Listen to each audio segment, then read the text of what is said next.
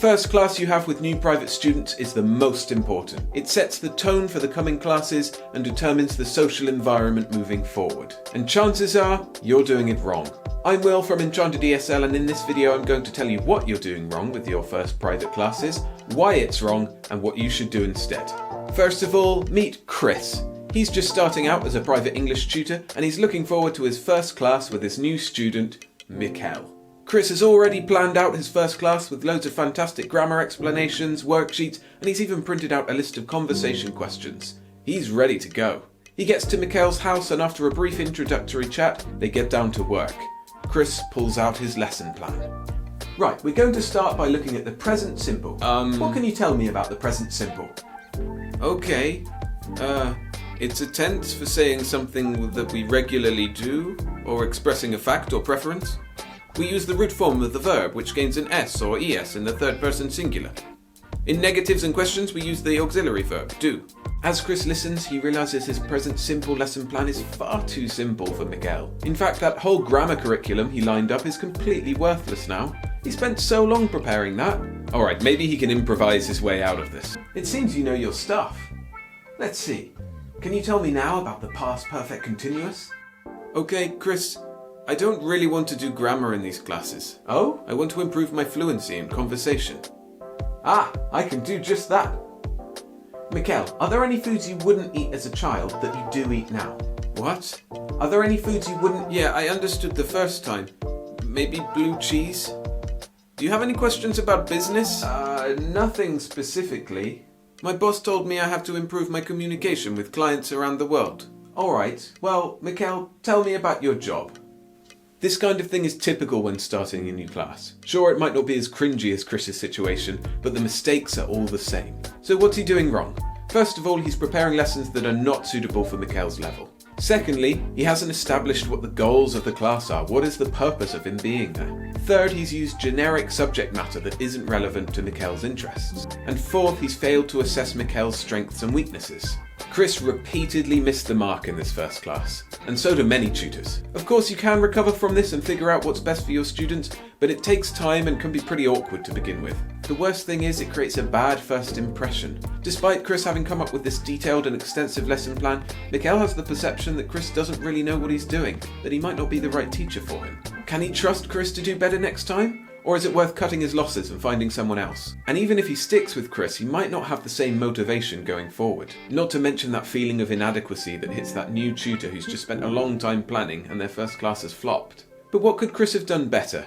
He didn't know what Mikkel's ability was before he got there, he didn't know what the goals of the class were, and he had no idea what Mikkel was interested in, so how could he have asked specific and relevant questions? It seems harsh to criticise him when he didn't have all of the information.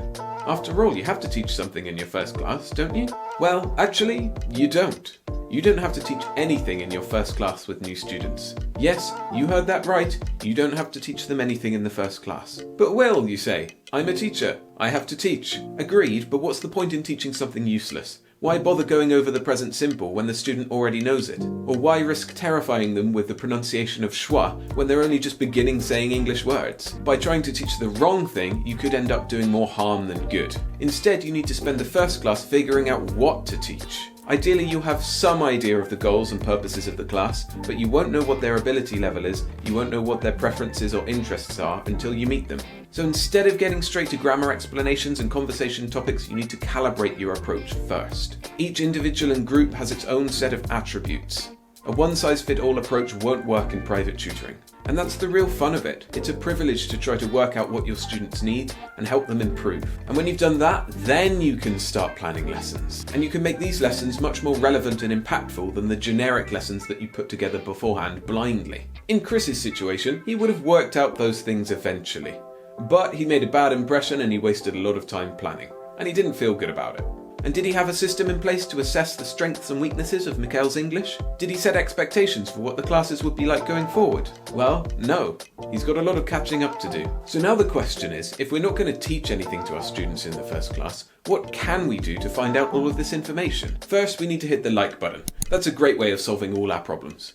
Just kidding, but it does support the channel and help me make more videos like this one. Okay, jokes aside, what you need to do with your first class with new students is a needs analysis. What's that, you ask? A needs analysis is a process to identify the goals, the abilities, the preferences and interests of a student. It's a framework for doing all of the things that we've just spoken about. It consists of a bunch of different activities that aim to inquire and assess rather than teach. A classic example of such an activity is a level test. This is an exam you give to your students and it tells you what level of English they have. I'm not a big fan because it's quite boring for students and doesn't always give an accurate answer, but the underlying concept is sound. I prefer to include a variety of activities that assess all different skills.